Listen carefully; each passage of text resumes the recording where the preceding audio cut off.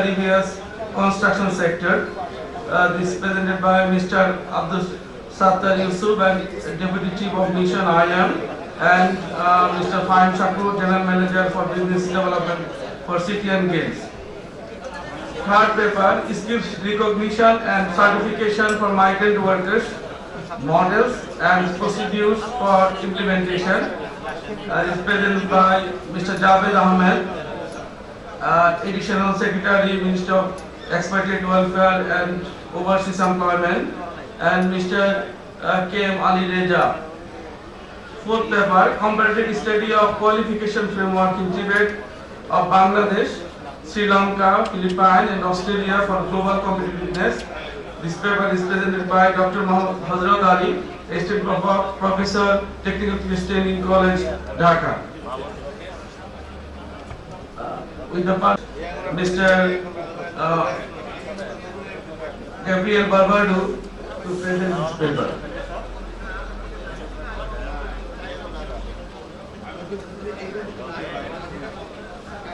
To another location last year.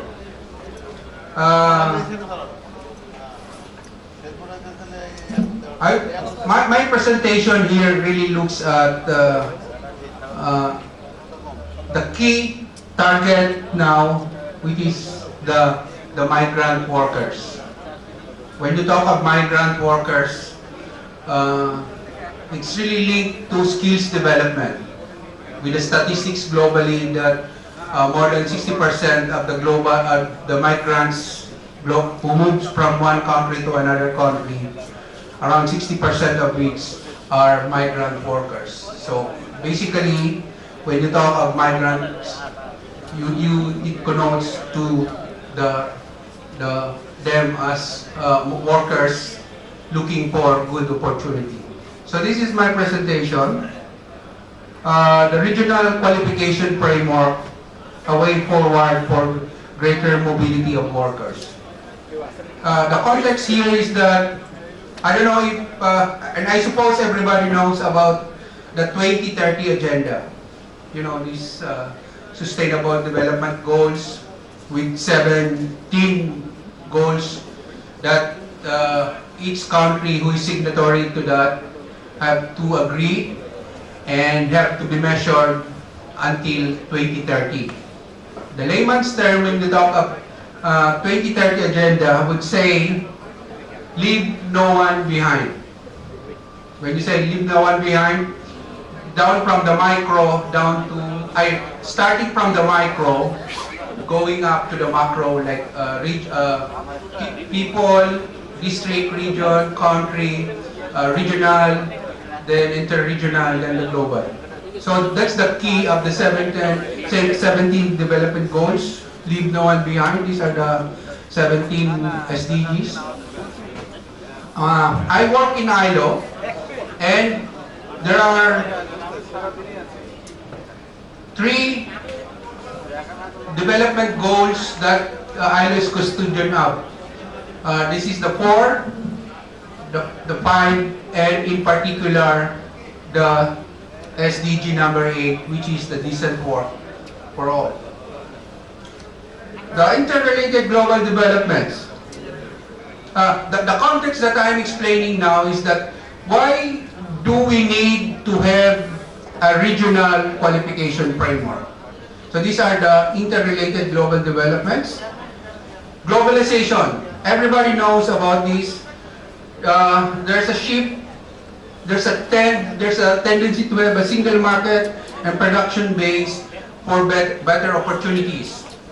The last one that has made this initiative is the Association of Southeast Asian Nations, where they have one common goal of one region of ASEAN. They're trying to look at the EU as their model with one region in the European countries. Then there's as I mentioned, there's an emergence of regional economies. The EU, the first one, the ASEAN, and the demand for this group of regional bodies or regional economies, demand for a pool of workers and talent. The increased importance of quality assurance sector-based qualification practice, the NQF. it's fortunate that Bangladesh is into national qualification framework. You have already the NTBQF, the National Technical Vocational Qualification Framework, which is focused on the skills and technical education. But there's a move to integrate the NTBQF to the whole educational system of Bangladesh. So you are into it. They call it the National Qualification Framework. Then there's the MRAs, the Mutual Recognition Agreement. And this is the last thing here, that the UNESCO is planning to have a regional qualification framework that is based on the context of Asia Pacific.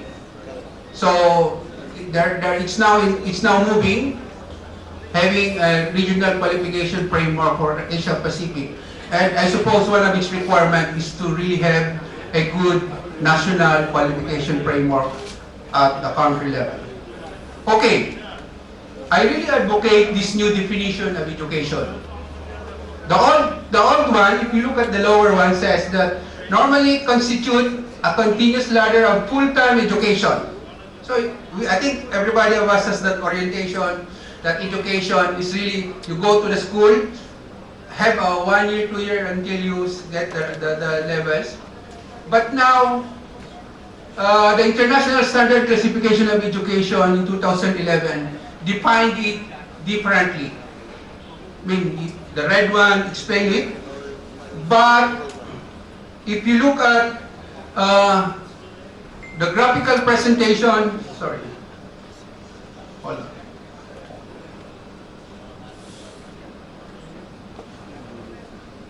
This definition includes anything from the basic education. I would really look at it as, you know, this burger, the hamburger. The first part of the bun is the basic education.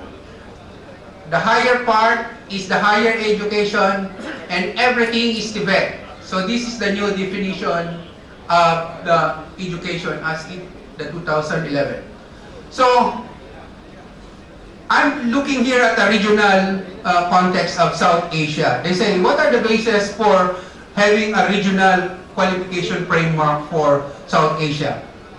There's a Kathmandu Declaration. The Kathmandu Declaration these are the senior officials of the education who says that there should be a link now between TVET, the technical and vocational education and training, to the higher and basic education. And coupled with that is the action plan for labor migration that says there's a need to develop a regional qualification framework, and the rest are just aligning it. And so, one requirement of having a regional qualification framework is coming up with an NQF, which I think, if I would assess in the South Asia, my responsibility in ILO is on South Asia, looking at the skills development and TVET interventions in South Asia. If I would assess the, how do you call it, the 7 member countries of the SAARC, I think Bangladesh is way ahead. Even at times, you are ahead with India in terms of the development of the national qualification framework. Okay, this is just to trigger your mind. The data says Pakistan has 39% unskilled, semi-skilled 16%, skilled 42%, and highly qualified 3%. Nepal has unskilled 74%, Bangladesh has 40%, Sri Lanka has 29%. If you will be asked, what is your comment on these 4 infographics of 4 South Asian countries? If I'd interpret it, there will be a lot of discussions here. One, Pakistan has its own definition of skilled worker. Nepal has, Bangladesh has, and Sri Lanka has. So if I say the 39, 74, 14, 29 unskilled, there will be lots of problem and issues here because of the definition. What I'm driving at is, if we have a working regional qualification framework, this definition would be aligned, meaning the level of skilled worker in Bangladesh has its own reference with Pakistan, Nepal, and Sri Lanka. Okay, so what we want is, as I have mentioned earlier, is what we want is a translation device using the four infographics that would enable a comparison of qualification across countries. What is welding 1, level 2 in Bangladesh should have a comparison in terms of the level of welding in Nepal or Sri Lanka or India. Then it addresses the education and training sector that incorporates informal, non-formal, and formal learning that promotes lifelong learning.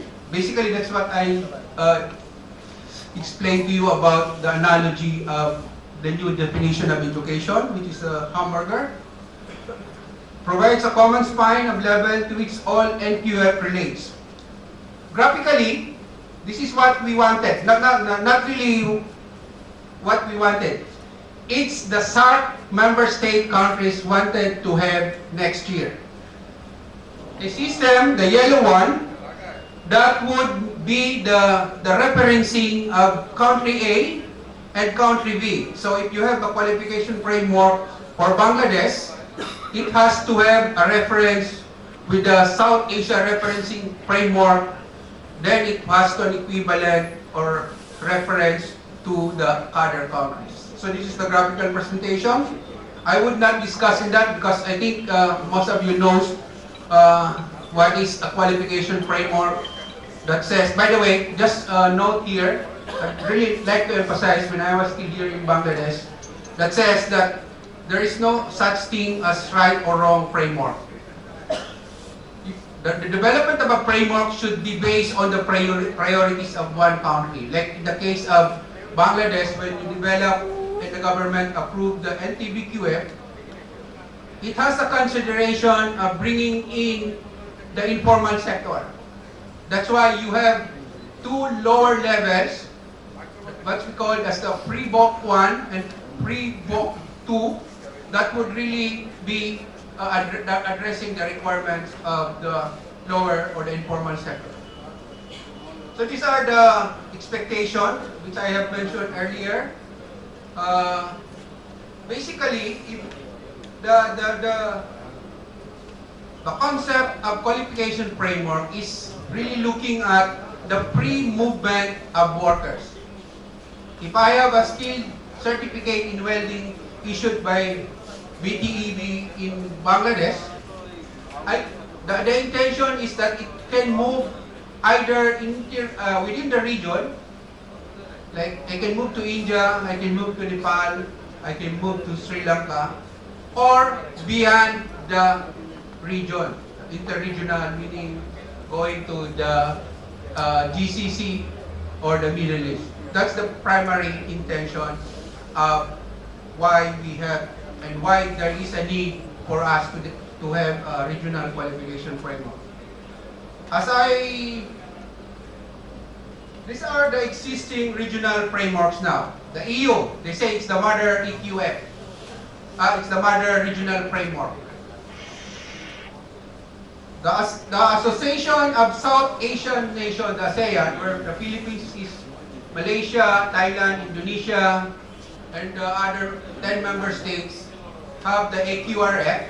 It was approved by the Secretariat in 2015, and it's heavily based on the EQF, the first one. The intention was really looking at, if you look at the EQF, it's really a transparent framework, non-regulatory. It's really just presenting the levels with the outcome-based results. Now we have the Caribbean, the South African, the South African is they call it a rigid framework where each of the South African countries would have to define their levels. Then the GCC, that's why the intention here is if Bangladesh can have the NQF next year or in the succeeding years, then move it to the regional framework of the South Asia, then the ultimate goal is to align it with the GCC. Because one of the key priorities or key destination countries of Bangladesh is the Gulf Cooperating Council. And they already have the regional qualification framework. Then this is for small islands. This is what I graphically presented to you about if we wanted to have a world-class South Asian countries, and that includes Bangladesh. You have to look at that definition of 2011 education as a whole. And in closing, the International Labour Organization is committed to support this initiative through its vision of decent work for all. Thank you very much.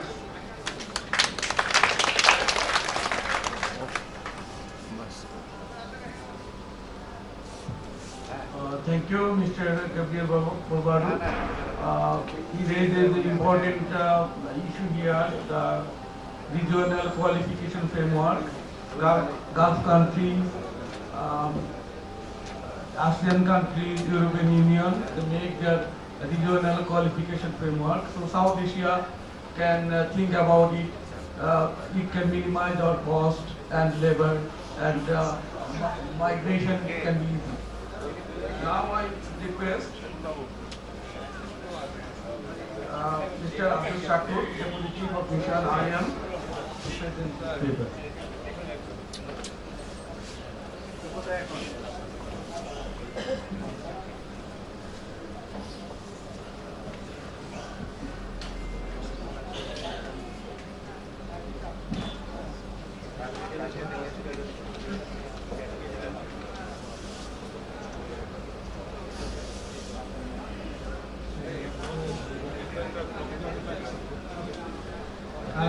Honorable participants, distinguished Mission Secretary, Ministers, I'm very glad to see you again back to this hall. This is actually a presentation that we are going to work to do jointly together with my colleague from the City Girls, Mr. Fahim Shakur is going to present this survey that we conducted in KSA, in Kingdom of Saudi Arabia, to look at the needs of the market there and also the placements of the migrant workers in Saudi Arabia. So as a migration agency, definitely you probably will expect that I will talk a lot about migration, and then let that Mr. Gabriel has already touched upon the importance of the human mobility within this development within the region and beyond. Just quickly for you, I just wanted to give you a snapshot of what IOM is about. This is a UN migration agency that has 166 member states, and we in Bangladesh is one of the member states of the organization. And we have been here since 1990, where we have been helping the government of Bangladesh with transitions of Bangladeshis who have been caught into the crisis of the Persian Gulf crisis. And then we have opened our office in 1998. So currently we have 278 staff members, mostly, as you can see, fielding with the very qualified national staff, with only 6% of internationals. So we are trying to focus and emphasize our Bangladeshi colleagues to be taking leads on their specific areas that I am working. And then we have offices in the regions, and then as you can see the growth of the mission for the last 3 years, from 7.7 to 22 million within just 3 years. That means also recognition that the importance of the migration in this country by the government of Bangladesh. So we are active in 37 projects. So just very quickly an overview of what we are doing. 4 directions that we are focusing on in this country. That's migration development. We are focusing on how to link the development of the migration. This is linked to the 7-5-year plan of the government of Bangladesh, where they have dedicated substructure of migration development, giving very importance for the government to look at the nexus of migration in Bangladesh. So various different projects on that particular area. The resilience and social protection is also very important area that we are now focusing on, working closely with our key ministry, the Ministry of Strategic Affairs of the Government, and the various different departments of this ministry are very, very keen to looking at the reintegrations of returnees. Now we are talking about migrants who are going and coming back with the skills and how they can return, reintegrate their communities for the development. This is a very important area that we're doing, and we are also now working very closely with the government of Bangladesh to counter irregular migration. We believe that facilitating safe migration is for the benefit of the society everywhere here and in the recession country, and working together, handing joint by the government of Bangladesh to counter irregular migration is very important. And then we have the largest humanitarian presence in the southern part of Bangladesh, where we are providing humanitarian support to the undocumented Bangladeshis Rohingya community. I'm giving over to Mr. Shakur to. Thank you, Professor. Just to go on from there, just a little bit about City and Guilds. City and Guilds is a private charity which is based in the UK. Started off in 1876 with the objective of delivering vocational training to the public. But today, as you can see on your screen, we've grown into a much larger organization. We are now a group that looks at various solutions for the vocational industry. Our main aim is basically to help people, organizations and economies, like we're doing here in Bangladesh, to develop skills and growth, and which leads to growth of the people of those countries. The research that we did in collaboration with IOM had two key factors that we looked into. One was to look at the challenges and the opportunities in skilled construction sector employees from Bangladesh. That was one thing. So the challenges and the opportunities for Bangladeshis who are going into the KSA to work as migrant workers. And number two, we also looked at the attitudes of the employees in those countries to this particular workforce in the construction sector, in order that they support the development of an RPL system, so that people who are currently in those countries can go forward and get recognized for their qualifications, that the work that they've already been doing in that country. So back to you. Thank you, Mr. Shakur. So we'll continue on the key findings as we have been doing this research jointly, so we'll be switching in between both of us. So I'd like to focus, as you can see, this is a practical survey that just wanted to look at.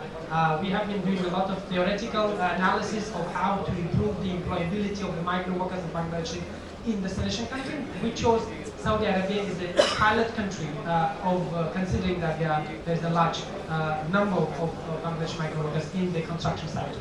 So just be mindful that is just one of the projects or one of the survey that we conducted. We will continue doing it and looking at other sectors as well. So we focus on the construction sector, as you can see, because it has a very strong growth, and it is also a proportion of migrant workers higher than any other sectors. So although we know that construction sector, according to the survey that we found out, the construction sector is going to be decreasing the demand of migrant workers. However, being a larger sector of employment, it remains to be a very important area that we would like to focus and to make sure that we increase the employability of migrant workers in Bangladesh through development of their skills, so kind of skills for migration approach. So the key findings of the research, as already Safani has mentioned, we have looked at two sectors of the perception of the people of how Bangladesh migrant workers are working, and how to understand the current situation of where they are and what the expectation of the migrant workers is as well. So the as you can see, we are predicting anticipated change in Bangladesh migrant workers, overall workforce and construction workforce has been increased from 2016 to 2017. It is also related to the fact that the government of Bangladesh has been closely working with their Saudi counterparts, which has been lifted the ban that has been there, and now it's facilitating more formal channel of migration to this country. So it will remain, we anticipate that it will remain same for the next 2-3 years to go, which in comparison with other workforces, it will continue to remain the same. So it is overall of the construction in Saudi. So in order to understand a little bit of more background of which trades we are focusing on within the construction sector, so we have chosen actually 5 trades, as you can see in the slides, how we are doing it. So the prediction of the occupational changes in Bangladesh of migrant workers and construction workforce in Saudi will, as you can see, as I mentioned earlier already, increase from 2016 to 2017, and because there is a decreasing way of we expecting that it can go down a little bit, but in order to maintain the strength or to maintain the employability in a high level, we have to do a lot in order to improve their skills and in develop. So these are the various different sectors that we're expecting to remain on the level as it is. So what we also looked at in the survey, we have been having discussions with also employers as well as the government officials in Saudis and on the migrant workers. So what we have also analyzed is that, as you know, as most of you might know, that Saudi government as any government is going to they have their visions. They call Vision 2030 Saudization, to increase their Saudi nationals in the technical vocational occupations improving the employability of the Saudi nationals. However, as you can see now, the number of the people Saudis in the construction, as you can see, it's only 8% vis-a-vis non-Saudis. So predominantly construction remains to be occupied by non-Saudis, and the tendency of the government wants to increase it remains difficult because Saudis usually are taking managerial role while there is a need for filling in the technical the needs of the construction sector. So we also looked at proportions of the migrant workers from the region in comparison to Bangladesh, India, and Pakistan and others. So as you can see, Bangladesh remains to be 18%, while India and Pakistan is being the largest, and followed by India and other countries. So in other words, we are still have the opportunity to work with the migrant workers from Bangladesh in order to increase their number, but increase in a way that it is compatible with ours. Looking at the educational level, also the research has come up with very interesting findings that those who are working in construction sector, Saudis and vis-a-vis non-Saudis, have very different level of the education. As I mentioned, we found that Saudis tend to take a managerial role in the construction sector, while the technical part will remain with them. So as you can see, we have highlighted 2 levels. Look at the intermediate level of the education among non-Saudis is higher than Saudis, and secondary and equivalent qualifications is higher among Saudis than non-Saudis. In other words, as the need for the employing of marginal goes higher, you will see more Saudis being occupied, and the vocational and technical part remains for the migrant workers. So this is where the conference like this, TVET conference, looking at the global competitiveness of the TVET sector in Bangladesh to fill in those gaps in those countries such as Saudi is very important. So we have been looking at the findings of the research of how the number of Bangladesh migrant workers has increased and what was the reason behind of that. So then unfortunately the remittance flows from Saudi have fallen for the same period, there are various different reasons that specialists are putting forward why the remittances is falling down. Two of them, first is that the cost of the oil has gone down globally, which has hit Saudi's market as one of the market that was providing the oil globally, which also impacted of the cost of the migrants workers work. So that was one of the reasons to do it. And the second is that as we know that there are formal and informal channels of remittances. So what we are looking at the formal channels of remittances. So there are various different like mobile transfer and through the goods or through their friends. It is still continuing. So there is a little bit flow of the down, which is currently last year it was 15 billion, if I'm not mistaken. Honorable Additional Secretary from Extraordinary can confirm, and last year it was close to 11 billion, which is still quite high in the number of the, it is close to 10% of GDP of the country. So another point that we also would like to highlight, and we found out that Bangladeshi migrant workers are usually paid less. And the earning on average is 25% less than any migrant workers in our nationality. It is again, we found out, because it is related to their skills, and then not only just skills itself, but also the recognition of their skills in the destination country. That's why we are now working jointly with the government of Bangladesh and with the counterpart like City and Girls to look how we can make sure that those skills that are required, those skills that are received by the migrant workers before going, or even in their salaries, are recognized by the employers. I have been together, I had a chance with Dr. Nur Islam from UNC in Saudi 3 months ago. So we did meet with the various different counterparts, including the private sector and the employers, who are yet to willing to receive skilled migrant workers, although the market is going down. So in other words, there is an appetite for us putting effort in making sure the migrant workers are skilled and competitively in the and then the payment and everything will be high definitely. Because my question to the employer was that if you are going to have migrant workers, or the migrant workers who is now working with you will come with a certificate that is recognized in the market, will you be able to increase his position or to give him a promotion? He said yes. This is what we can do, because I'm really in need of more skilled migrant workers than the level of the employers that I have now. So again, the chart shows you about the employment and the flows of remittances, which between 2016 and 2017, you can see the employment has gone up, but the remittances are falling down.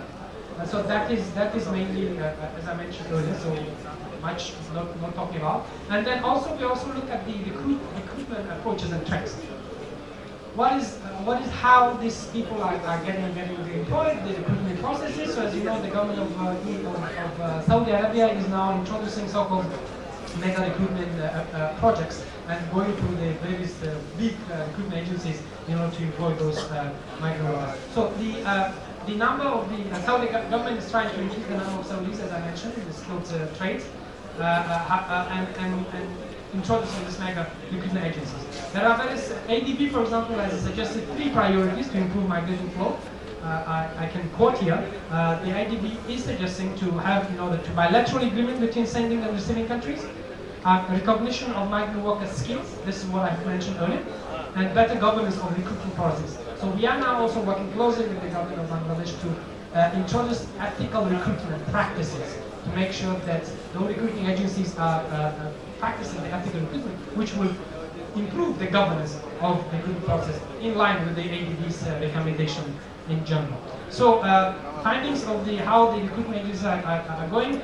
The traditional recruitment agencies still remain to be dominant, although the government of Saudi is trying to push for mega recruitment agencies, because the trust is still there, and it is opportunity to work with those traditional recruitment agencies, the private sectors, private recruitment agencies, and the government as well, providing various different support to work them to improve their recruitment agencies. And then informal networks and online advertisements are remaining. Informal networks, it is through their channel, through their friends, how they can find a job, remains to be also dominant, 30% as you can see. So, and then the importance of recruiting for a construction job, definitely recognitions of the qualification in KSA remains the highest, and industrial experience followed by that. So industrial experience is, as Mr.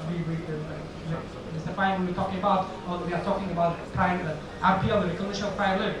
So you have the migrant workers going in Saudi or in other countries, working in the sector for years, but without any certificate.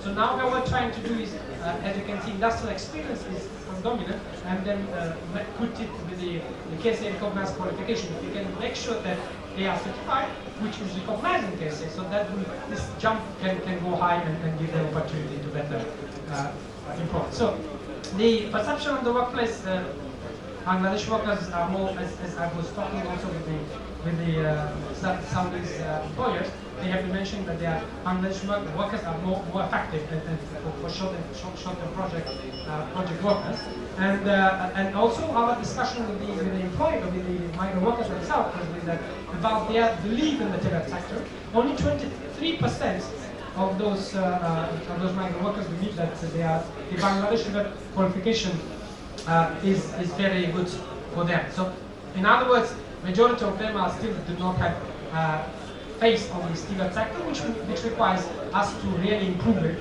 and we know that the government of Bangladesh is putting a lot of efforts of improving it, and we continue working with that. And the perceived accuracy of TVET qualification by Bangladesh with kind skills is remains, as you can see in the slides, is the same as we mentioned before. So now I'll go the last point to Mr. Shakur to talk about other findings and conclusion. Thank you very much. Okay, I'll make this quick as possible. We've understood that RPLing, like Ms. Absada told you, that RPLing is an important part of every Bangladeshi's migratory travel into Saudi Arabia, because they've been working for a couple of years and have no recognition and therefore cannot go forward. Just heading forward from there, all employees who were spoken to while we were doing this research thought that it was very useful to have this RPL test. So there is a joint initiative that we're going ahead now and mooting this idea and taking that forward. A couple of the recommendations that came through from the research that we did. To ensure that the Bangladeshi migrant worker has a competitive advantage over the other migrant labor forces, like you saw, Pakistan was way ahead of Bangladesh, but to develop this competitive advantage, I believe that the skills need to be enhanced, and that's one of the things that have been the key findings of this research and the recommendations.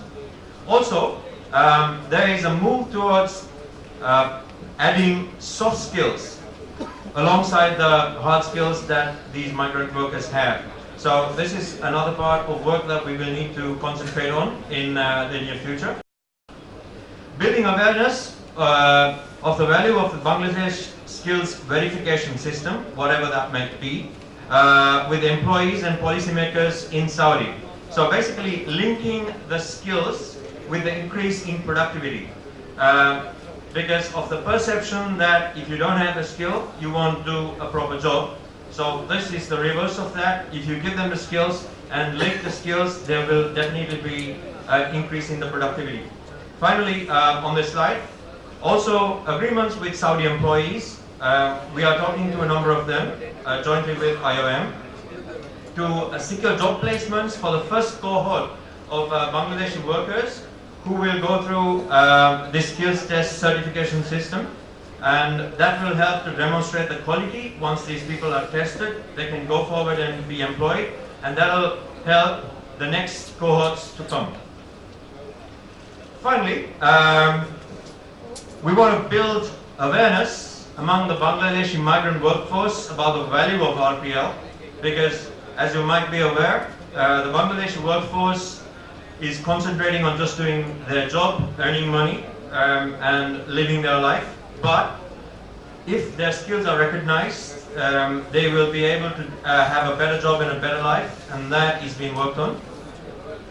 Bangladeshi consular staff in Saudi Arabia are to devise packages to support these workforces who are facing sometimes really bad situations. So we're working with them as well through IOM.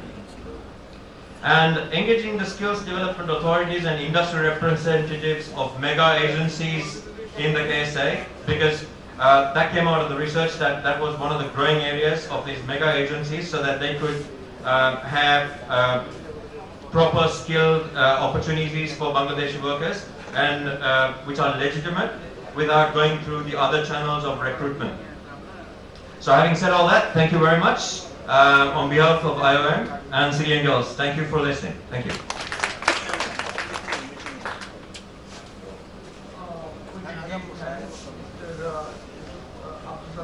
And Mr. Shakur. Saudi Arabia is the largest overseas employment. So these findings can help our decision makers to take right decisions. Today is Duma prayer, so we have a hurry. Now I request Mr. Javed Ahmed, Additional Secretary, Country of the Republic of Bangladesh.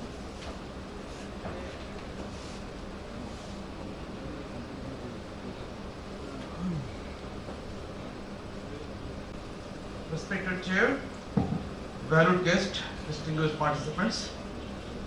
Over the last few years, Bangladesh has emerged as a major labor-sending country in the world.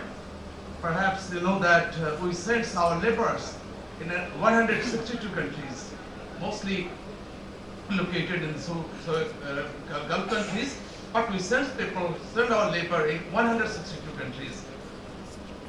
At present, more or less 10 million Bangladeshi workers have been working in different countries. On an average, Bangladesh receives 15 billion US dollar as remittance, which is the lifeline of Bangladesh economy. That is why the migration from Bangladesh is very important. And what challenges we have been facing since long? The demand-supply gap in skill, mismatching of skills, and the recognition of the certificates. These are the problems we have been facing. Having said that, we have a very small presentation that will be done by me and my colleague Mr. Reza here, and which we have present. At present, that is why the migration is important. You know, the elevating pressure of unemployment. Every year, 2 million people are coming in the job market of Bangladesh. The Bangladesh economy is more or less can absorb only 0.2 million, then rest of the 8 million is a big question. Then contributing to poverty reduction, that is a cardinal challenge for the Bangladesh government, and strengthening the economy through remittance. Why the focus? Skilled migrant workers are less vulnerable to exploitation. And over the whole world, the migrant workers are being subjected to the exploitation. So skilled migrant workers are less vulnerable, and they pay less for migration cost, better bargaining power in ensuring their rights such as salary and other benefits, better potential for acquired mobility with better salary and position, and contribute to safe regular migration in line with the SDG target 10.7. Perhaps you have knowledge on SDG. Skill issues and role of RCP, the regional processes. In migration sector, there are two regional processes. One is Colombo process, another is Abu Dhabi dialogue. The Bangladesh has been engaged in two regional processes since long. And we have a very focused involvement in these two regional processes, which we discuss usually in that process. Skill training, matching between skill and job requirement, recognition of skill are discussed in CP and ADD regularly, skill gap, skill recognition and certification, which are deemed to be mutually benefiting for country of origin and country of destination. And coordinated skills training and certification improve the efficiency of job matching and protect workers to get jobs which they deserve. Three models will be discussed here. So the proposed three models, we have been discussing these three models in our CPs. One is skill training and certification can be done completely by private sectors, private companies. Private employer recruiter partnership function best for occupations that have clearly defined skill and similar across countries, such as seafarers and the nurses. Number two is industry association. The IA in receiving countries. In receiving countries, the country receives the migrant workers. In receiving countries, may develop job specification for particular occupations such as construction and services. IAs in country of origin and country of destination can develop curricula that provide required skill to graduates, so that a carpenter certified by a technical training center in Bangladesh has a credential recognized in any GCC countries. And number three, there is a G2G, government to government agreement to coordinate training and certification. Governments in receiving countries help developing the curricula of training programs in sending countries and encourage their employers to recognize the certificates of graduate. And the mutual recognition agreement, MRAs, among the sending countries as well as the destination countries.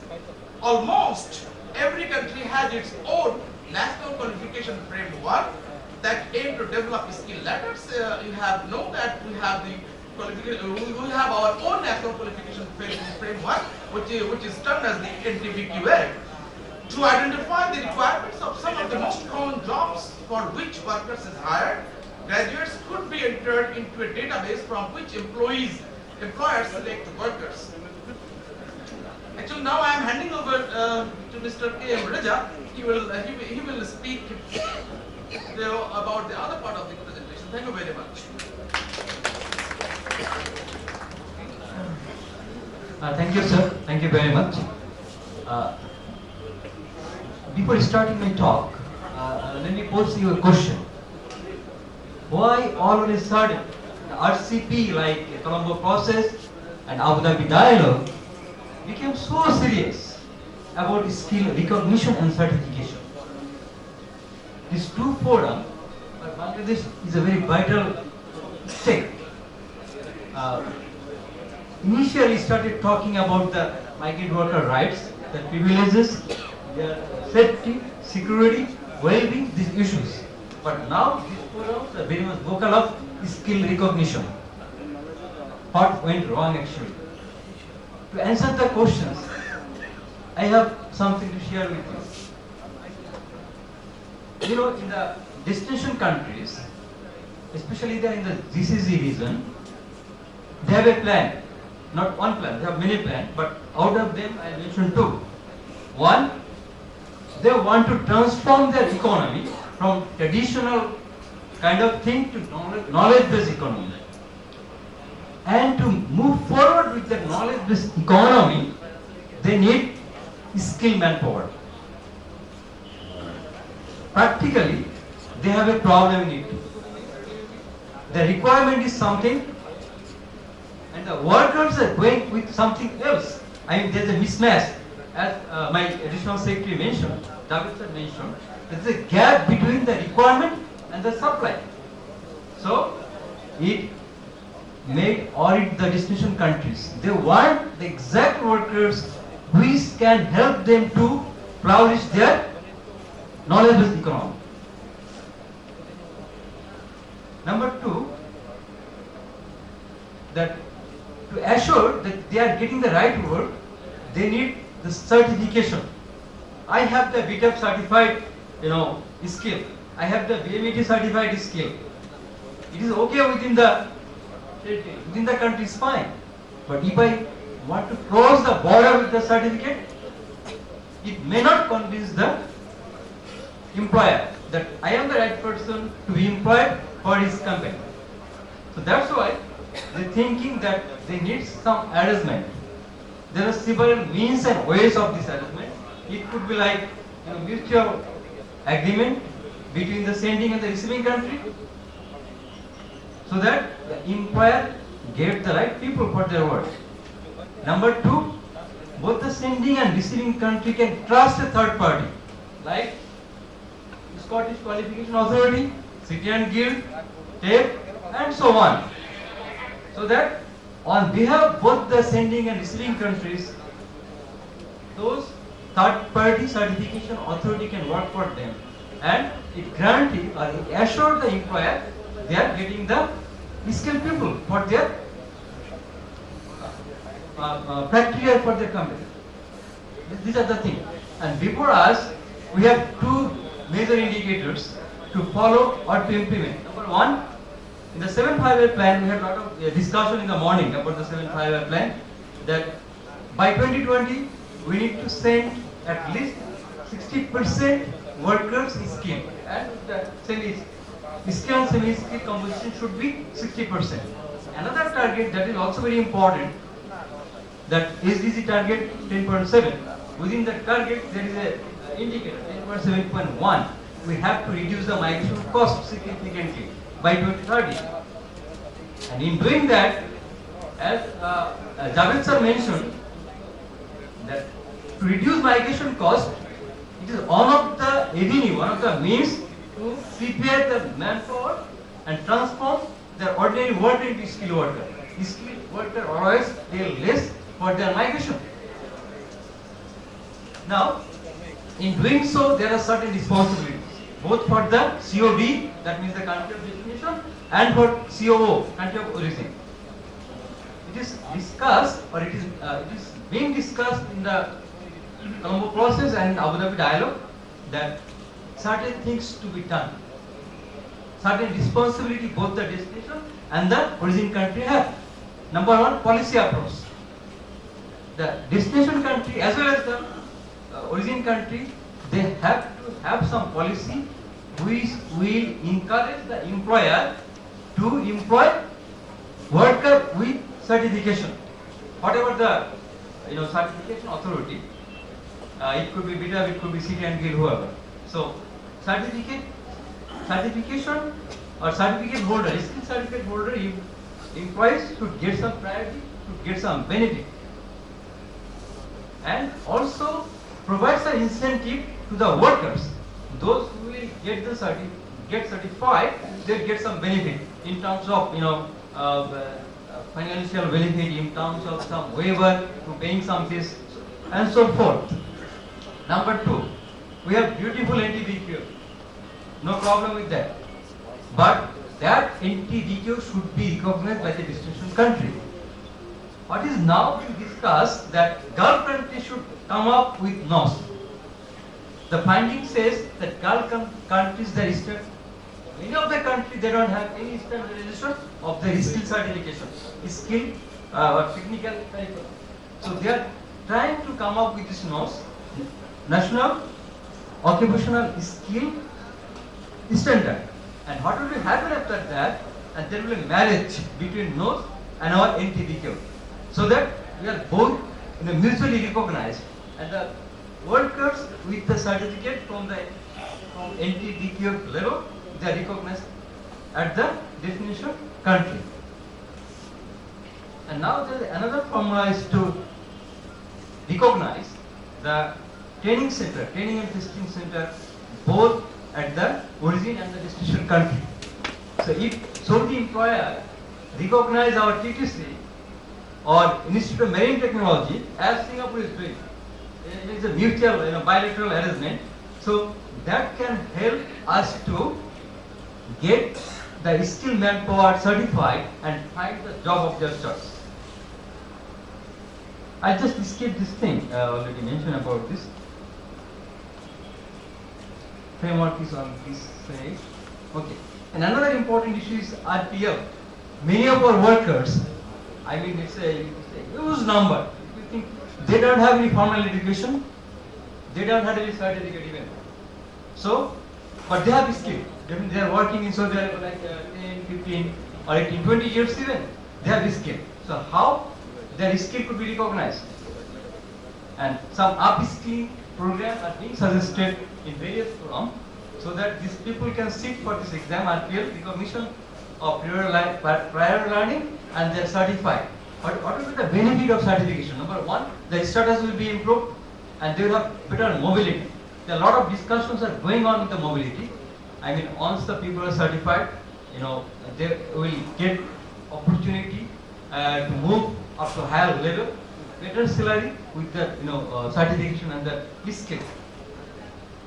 But the problem is that both in the country of origin and country of destination, the government mechanism may not, completely monitor or may not, regulate the whole certification issues.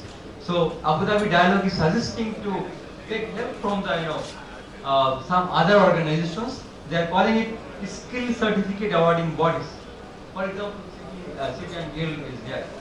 So they can help both the country of origin and country of destination to conduct a test, skill test and certification and monitoring the overall progress of certification, as well as to verify the curriculum adopted by the country of origin and to see whether this curriculum meet the requirement of the destination countries' industries.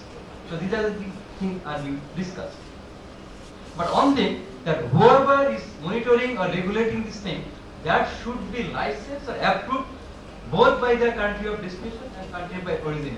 All of a sudden somebody is coming and saying, hey look, I am the certifying authority, I can give you certificate. No, that will not be happening. It should be authorized and recognized by the appropriate body of the government at both ends. I'll just highlight some of the few models. In getting the BTEP certificate or BMET certificate, I am paying certain fees, right?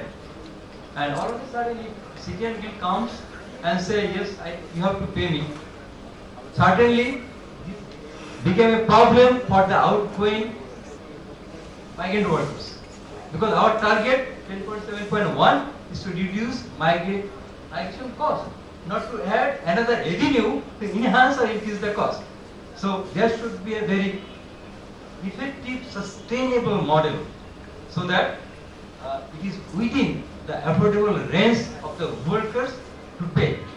If the payment schedule is so exorbitant, for example, those who are sitting for the IELTS or TOEFL exam, they have to pay, with a good amount of money to sit for the exam. So we don't really want such model to be followed in our case.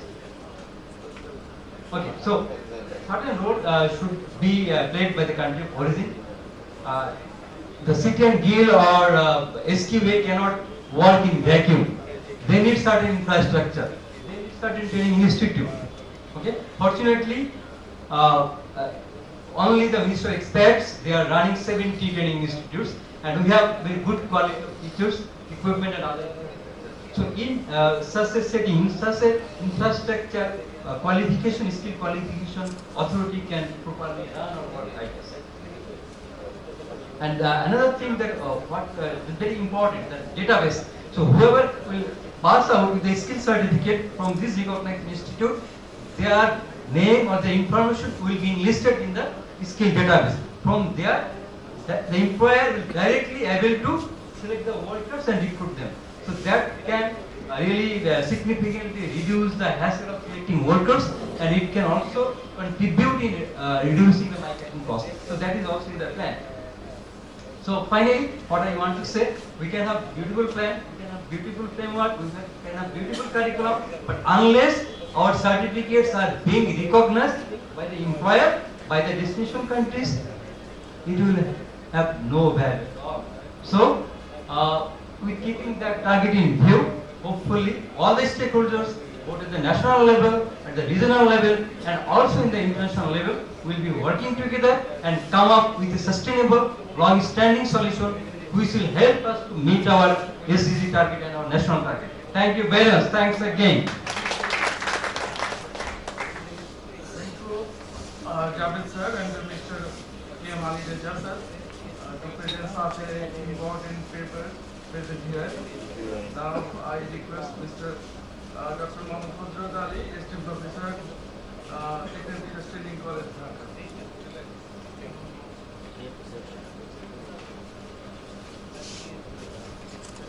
Respected audience,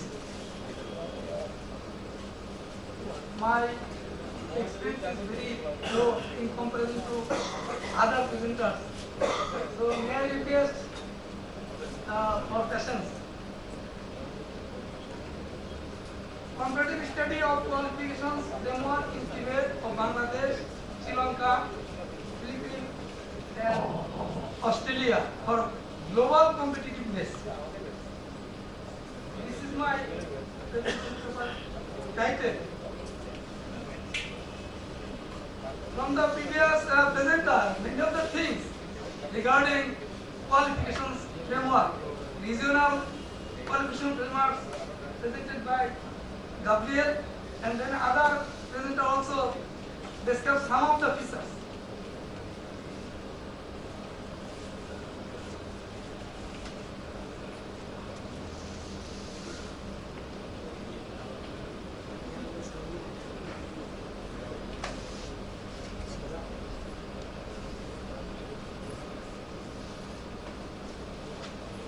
This study includes the countries Bangladesh, Sri Lanka, Philippines, and Australia.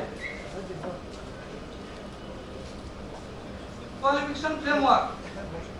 This is policy has been discussed very broadly.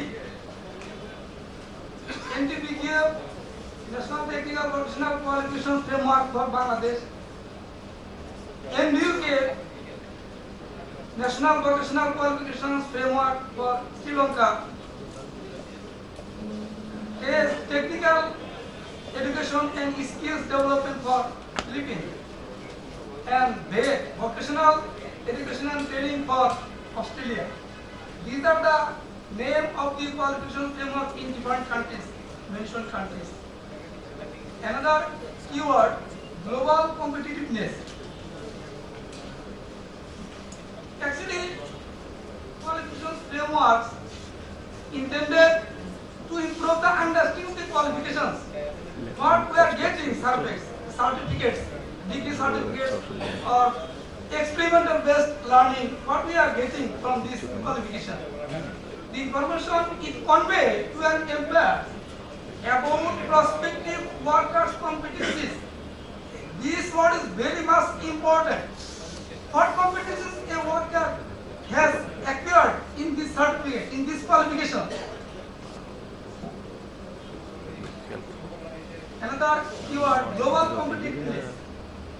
Global competitiveness, rapid pace of globalization, pressure on nation to be competitive at various fields in order to survive. There are different types of competitiveness in the world. To survive, we need to face with their challenges. It poses a huge challenge to the survival of any country's workforce in the global market. It provides various opportunities. Since there are some challenges, challenges always give some opportunities. Global competition pushes the continuing development and replenishment of manpower, which is discussed in the various papers. Without skilled manpower, we can't forward. It ensures that there are workers for the right quantity and right quality for the job. Without the definite qualification framework, no one country can make their worker for the purpose of their migration or any other country.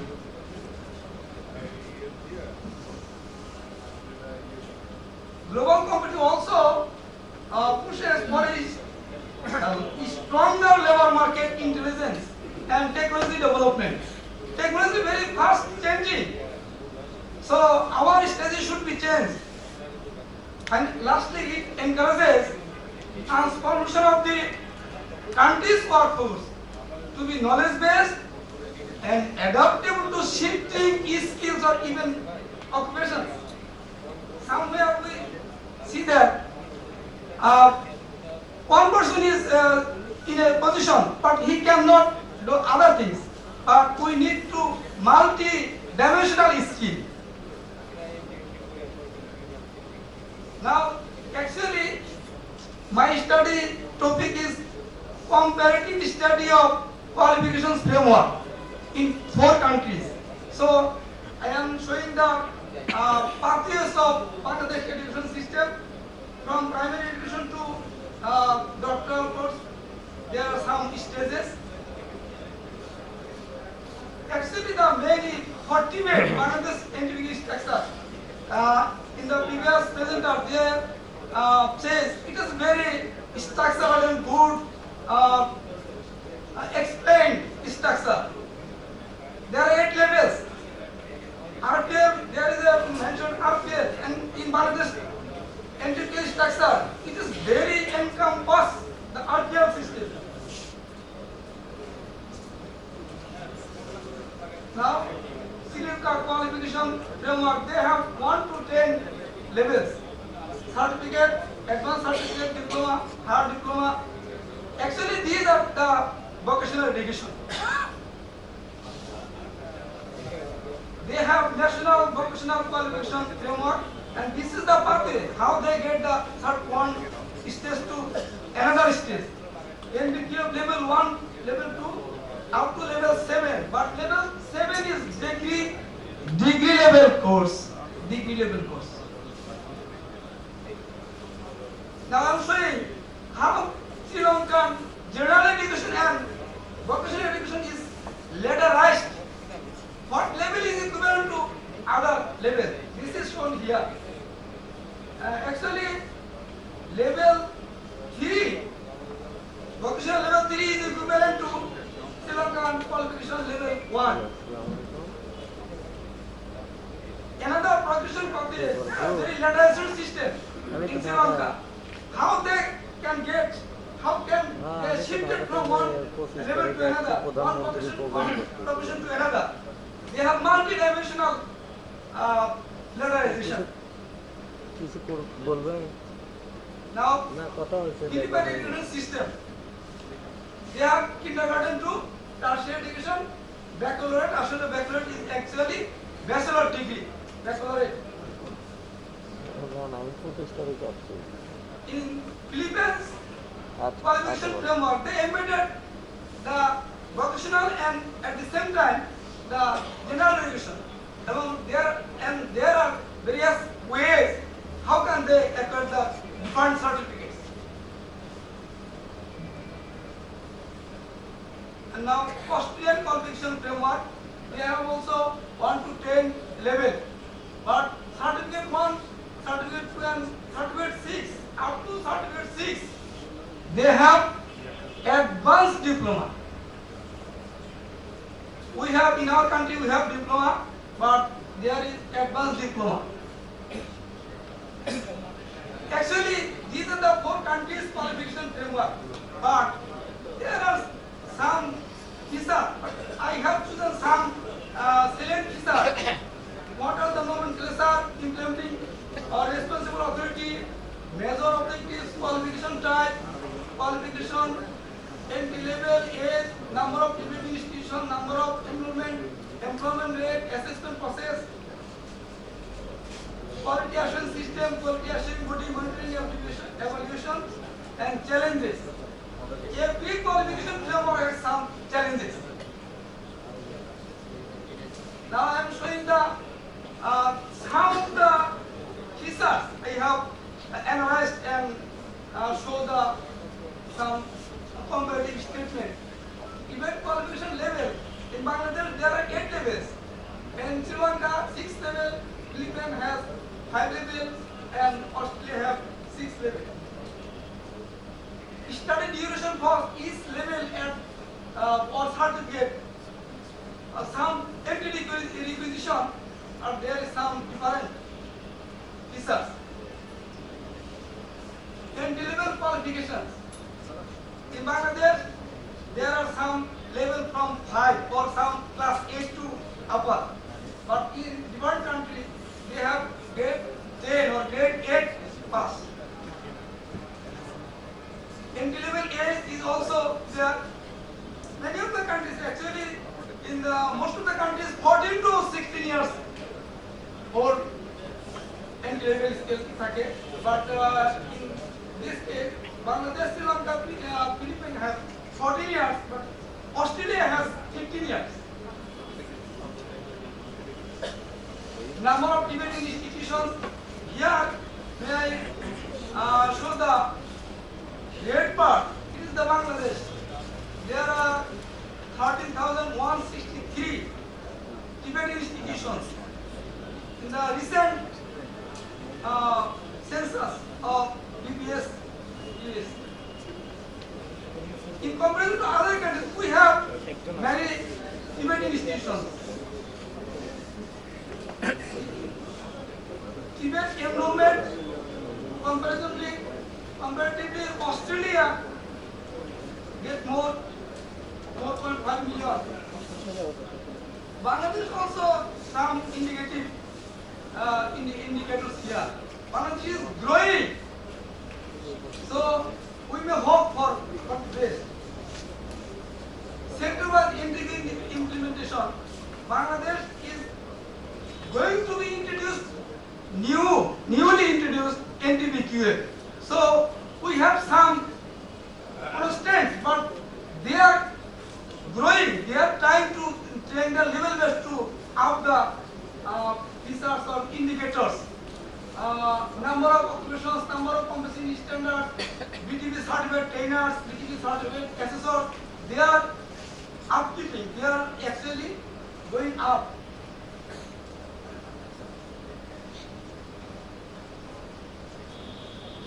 Different countries are facing complex issues for global competitiveness and sustainable development. To face the future challenge of skill shortage in the world of work, internationally and logically acceptable standard qualification framework for technical and vocational education and training logically can solve this problem. In the world of work philosophy, low skill, low productivity, high skill, high productivity. We should ensure through the qualification framework. How can we produce the high quality work? Findings: seamless qualification framework of Australia, Philippines and Sri Lanka, greater response in the Tibet sector education and training system. It allows mobility in terms of flexibility and TNT. This is very important. In another country, there are some lateralization. In Bangladesh, newly introduced NTBQA is going to be implemented to unifying the Tibet system throughout the country. This is very important. Some of the presenters say public training provider and private training provider, there is no match. Actually, there are some gaps. We have to unify the training system. The government has a significant number of Tibetan students, but low enrollment in PD. To addressing vital challenges such as piecemeal regulations, unifying training provision, quality assurance, another term is very important term. We are producing worker, but if they have no quality, it is in vain. So, interministerial coordination needs so that the objective of the NTBQA can be implemented across the 23 ministries that deliver some form of Tibet and skill training. Thank you all for patience hearing. Thank you. Thank you, Dr. Mohammad Fazlul Ali, for informative presentation. Now it is a session for question and answer. Dr. Shakwaz Ali, Principal Technical Training Center, Korea Bangladesh Technical Training Center.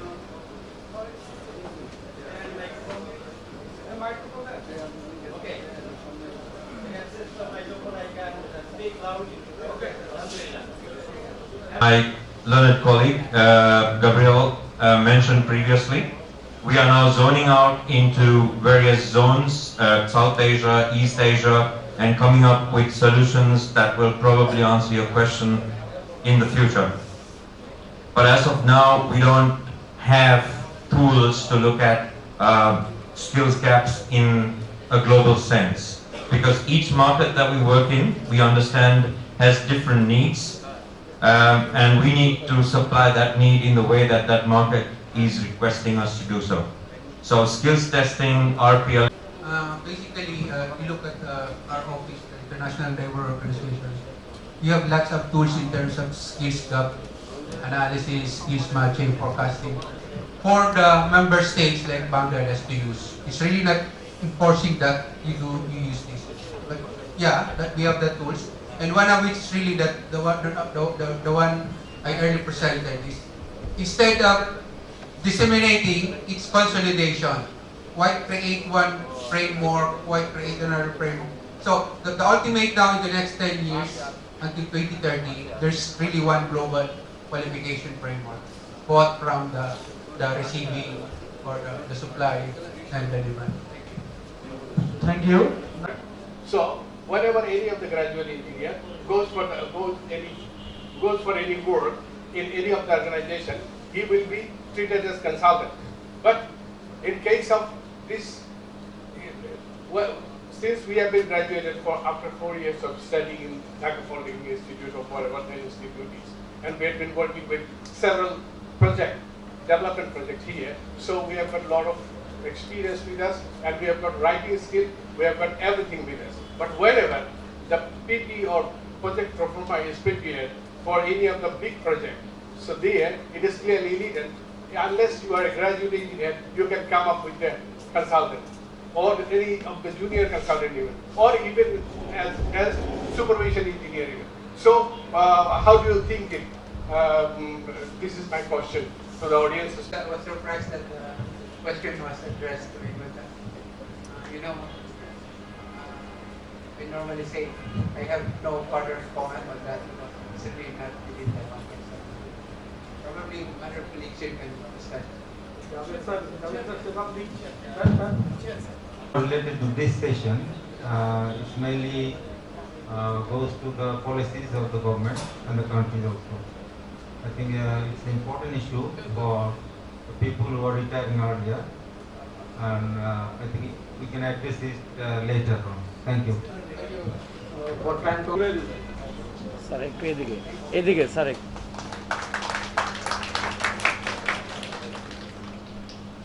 স্টিকিটা তুলে তুলে ভালো সাদা হয়ে গেছে একবারে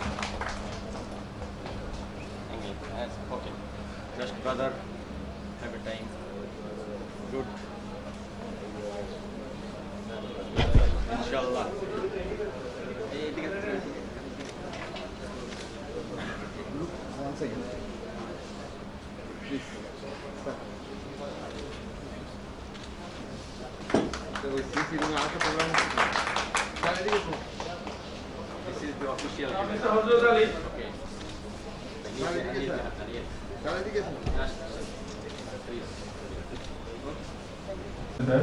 And the audiences, I think we are very hurried for the prayer. But I have to say something regarding our session. It was a very important session for us to address in our TVET sector. And first, the paper presented by Gabriel Bernardo, he mentioned about the 2030 agendas, globalization, single market, and sector-based qualification. It is very important for us, especially the countries like us we are sending our workers to abroad. So we need to address the sector-based qualification. Abdul Sattar and Fahim Shakur regarding from IOM and CTN bills. They mentioned regarding the migration development. They pointed out the CTN guilds activities in skill development because such certificates are very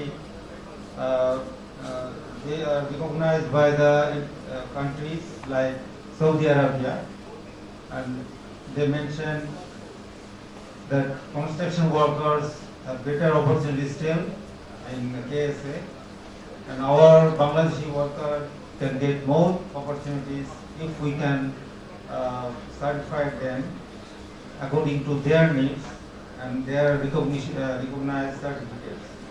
They mentioned about the RPL, which we can certify our skilled workers and send them to Saudi Arabia also. Thirdly, Mr. Javed Ahmed, Additional Secretary, and K. Ali Reza, Deputy Chief. They pointed out the unemployment issues, poverty reductions, and focus on skill migration. This is very important for us, like for our migrated workers. And they mentioned, pointed out 3 models of skill training, so we can address in our training system also, and we can train our skilled workers to other countries for better opportunities. Finally, Mr. Hazrat Ali, he presented the NDPQF of Bangladesh compared with other 3 countries. He presented the qualification framework of all the countries, so that we can match our qualification system with other countries, so that our worker can get employment in the regional sector. All the papers is really very important for us, not for the Bangladesh, for the regional countries also, to develop their workers and recognize certificates. I think all of us working in this sector, in different sectors, in education, in employment, in training also, we can develop our training system and certify our workers for global opportunities also. So I would finally thank you all for patience hearing, and